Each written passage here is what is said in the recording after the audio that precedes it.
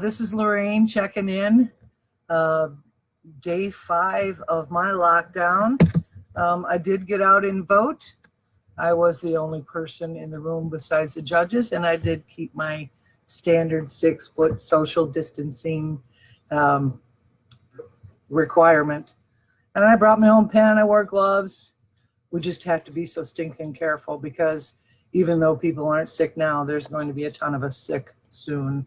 And especially myself, who's compromised. And I know my son is compromised. Anyway, my point is not to really dwell on the virus because we have to be inside anyway. So I'm making the most of it, getting some cleaning done, some organizing done.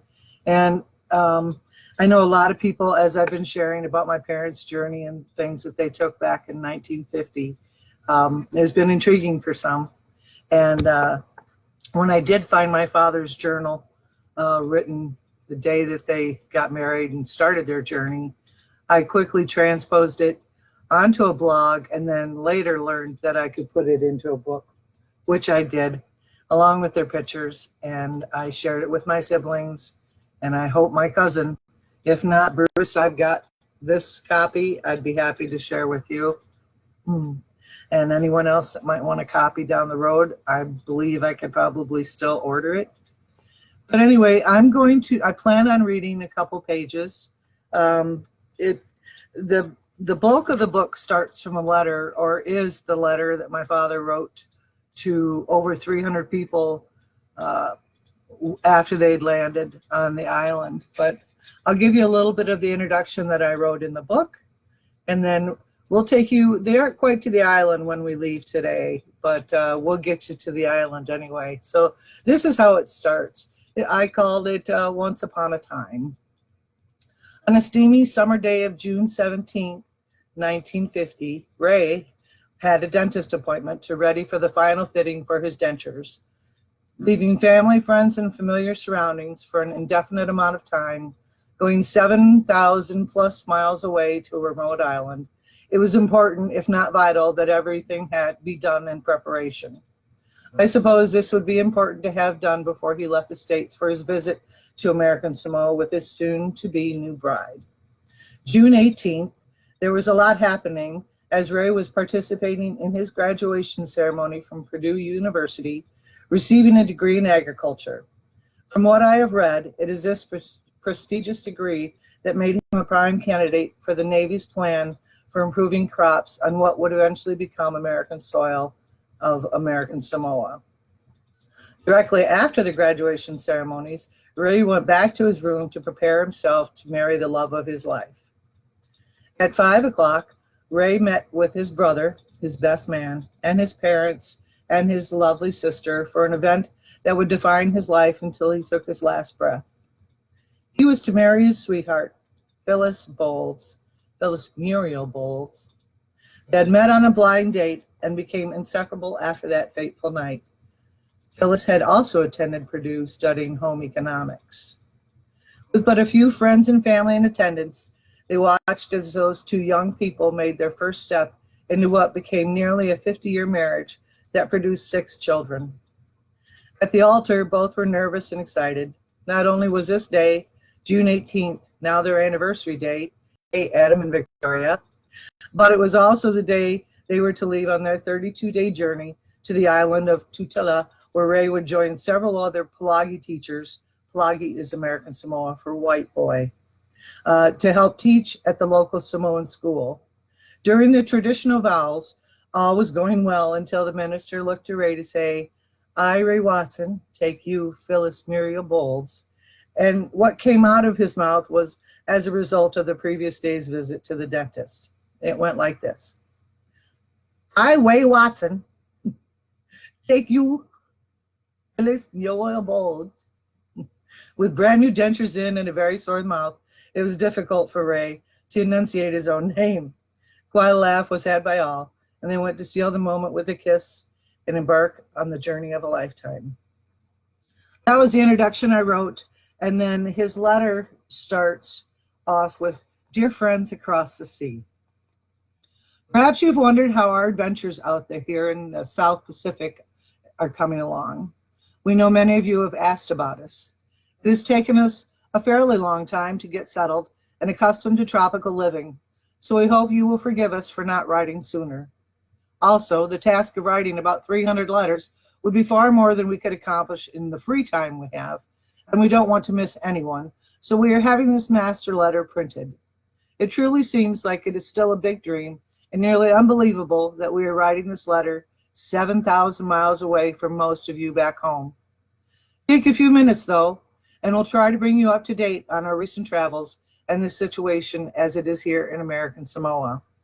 It was a busy day back there in Lafayette, that memorable June 18th, with graduation at 2:30, the wedding at 5:30, and added to that, we started our trek across the country that same evening. So it really was a busy day.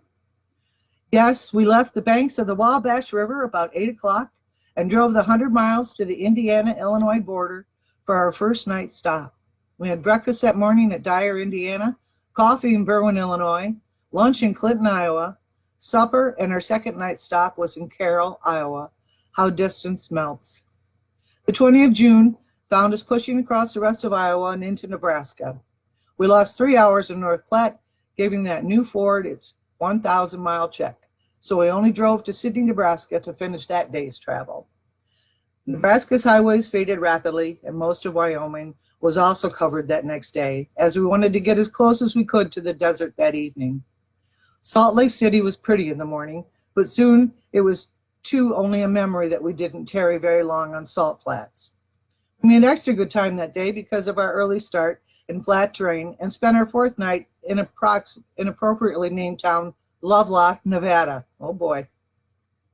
We were pretty close now. Soon we were in Sacramento, and at 5 o'clock, June 23rd, we pulled in the city limits of Oakland, California. The first leg of the journey was then completed. 22,000 miles across the most wonderful country in the world. No, not everywhere else in the world could you do what we had done with so little interference. Every time we crossed a state border, we asked ourselves, what would it be like if we had to show our passports, get checked through customs, answer many questions, or pay for the privilege of crossing that state? We didn't like those thoughts. We were stopped only twice by law enforcement officers in our journey. Neither time was for a violation. The first time was at the Nebraska border, where officers were stopping out-of-state tourists to acquaint them with the highway laws and limits. They did this through the medium of a little booklet, which also included places of interest and some state history. The second stop was an agricultural inspection station at the California state border. Both stops took us a total of 6 minutes, and how anyone could complain about them is beyond our comprehension, as we heard many people do. One stop was for our own safety, and the other was for the safety of many hardworking fruit growers and farmers in California. We also wondered, as we whizzed across the country, how our ancestors felt as they came via the same route we did, but taking months longer, what courage they did have. Another awe-inspiring sight, besides the beautiful scenery, was to see sheep herders on horseback herding their flocks up the mountainsides. Matched with sight was our 1950 Ford versus the chuck wagon of the old, and yet the new West. We counted up our expenses after we turned the Ford over to the company for whom they were transporting it for $86 to get from Lafayette to San Francisco, and that included everything. We visited the Floyd Marvins in Oakland, relatives on the Watson Marvin side, and they showed us some of the scenic views around the two cities. That Monday morning, we did our last-minute shopping, hoping that we would have everything we would need then. That evening, we took a certain $10 bill given to us by the Franciscs and went to the top of the mark to enjoy cocktails and our last evening in the States for a long while. Tuesday morning, June 27th, we glided under the Golden Gate Bridge aboard the Sergeant C.E. Maurer on the second leg of our journey, USA to Hawaii. The Maurer was a very accommodating Navy transport with a passenger list of about 150 and about the same number of troops were aboard. Many of the passengers were wives with children going to join their husbands. Some were officers and their families going to replacement duty in Hawaii and various other destinations throughout the Pacific. Some were civil service employees. Some were going on forms of government business. And then there was us. We sure had a good time aboard ship, playing canasta mostly, watching movies nightly, eating a little ping pong, eating or simply talking to newfound friends, plus eating. We must have gained a little weight aboard ship because they fed us 3 huge meals a day, plus in between and after meal snacks.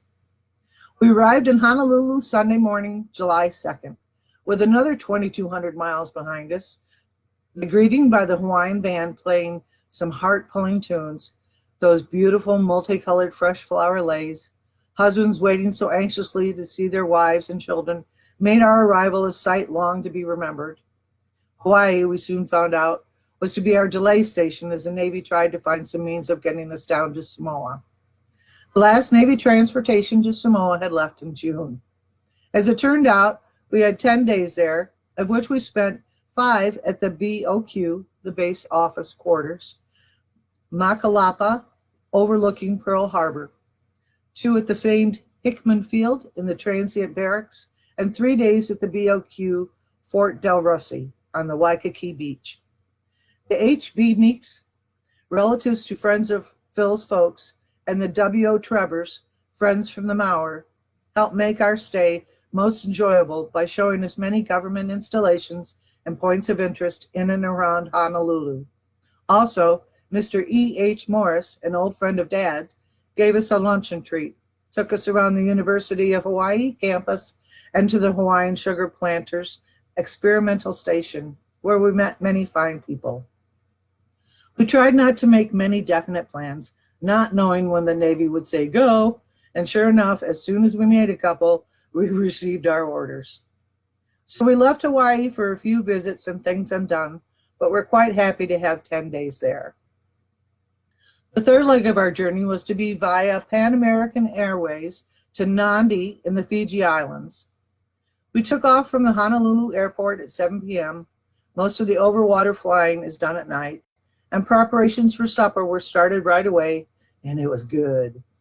The night soon turned into early morning, and we landed at Canton in the Phoenix Islands at 4 a.m. for gas and food. We had crossed the equator.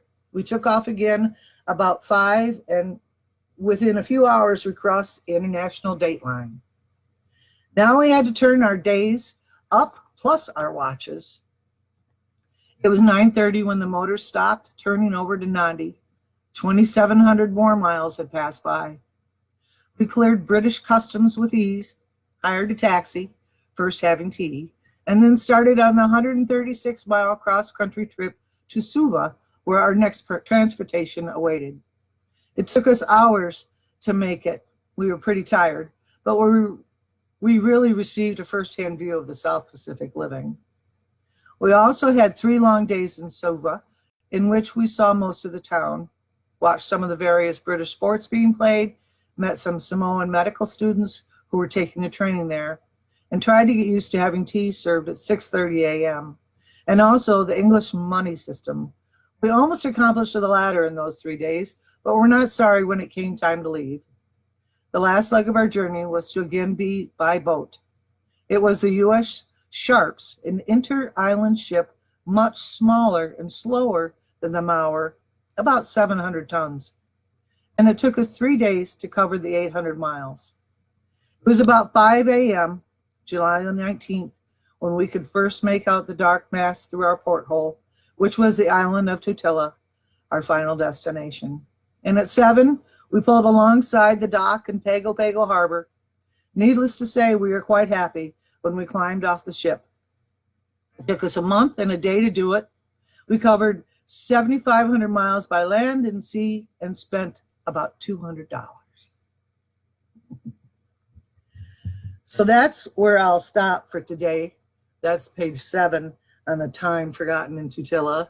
But a couple of things I thought of as going through, and because I am the great rambler, I decided better not to sway from the story, but I wanted to show you guys, and I know my cousin Bruce have this, and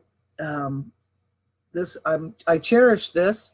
This is a copy of my parents' they used to cut out little pieces of wood and then attach the picture. So this is on my bookshelf at all times, along with their other pictures.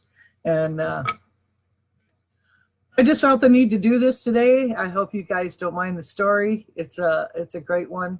There's so much more that I've learned because I discovered another box where my father had crossed the country and wrote to his parents. Like every 3 days, he sent a postcard. And when he was 18, the doctors told him he had 6 months to live because he had a heart condition, which kept him sick through most of Samoa, which I learned. And yeah, so that's it. I'm staying inside. I'm not taking clients for 2 weeks. I'm going to be concerned about everybody. So if you can check in, please do so. A short live is always an easy thing to do now. Many are doing it. I hope I get to catch one of my favorites, celebrities singing to us. I know John Legend did one, and Coldplay. I listened yesterday to the Murphys, the Drunken Murphys. That was great. So you guys, this is the new normal. I'm here to talk. I've trained for this for the last 6 months since I retired from music, and it's not often easy to be lonely, but thanks to the social media, we can reach out and check in with people. So that's me for today. I'll check in with you guys tomorrow, and we'll continue the story. Have a wonderful day.